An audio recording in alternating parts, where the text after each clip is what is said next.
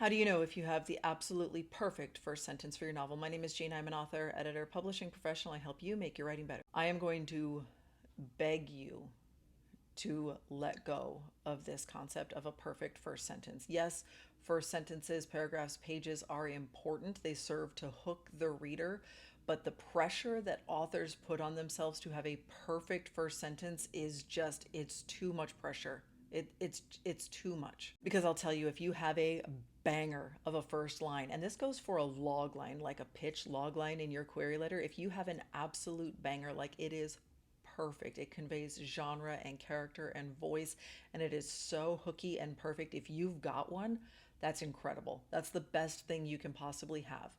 The absolute worst thing you can have is a line that thinks it's a banger but isn't. And the second best thing you can have is just a normal sentence that starts the book off.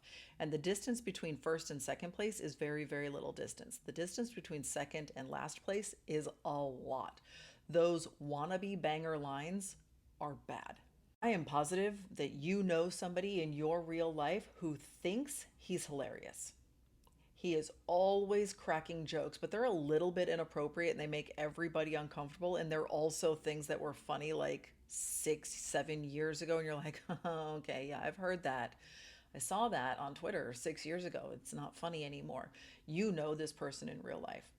That's what a wannabe banger line sounds like on the page. Does this mean you stop worrying about what your opening pages look like? No, of course not. Make sure that you are starting in the right place, that you are starting with character forward. I recommend not starting with dialogue. That's almost always going to be a bad idea. Start with something that introduces us to what your character's normal looks like while still being voicey and interesting and voicey within the expectations of your story and your genre.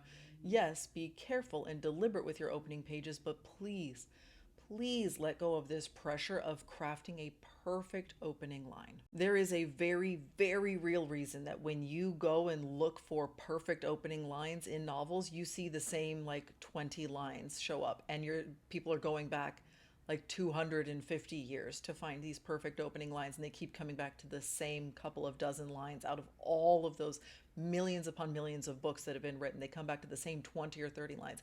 It's because a perfect opening line is really, really rare. Let go of that pressure, start your book in the right place, and stop worrying about being perfect.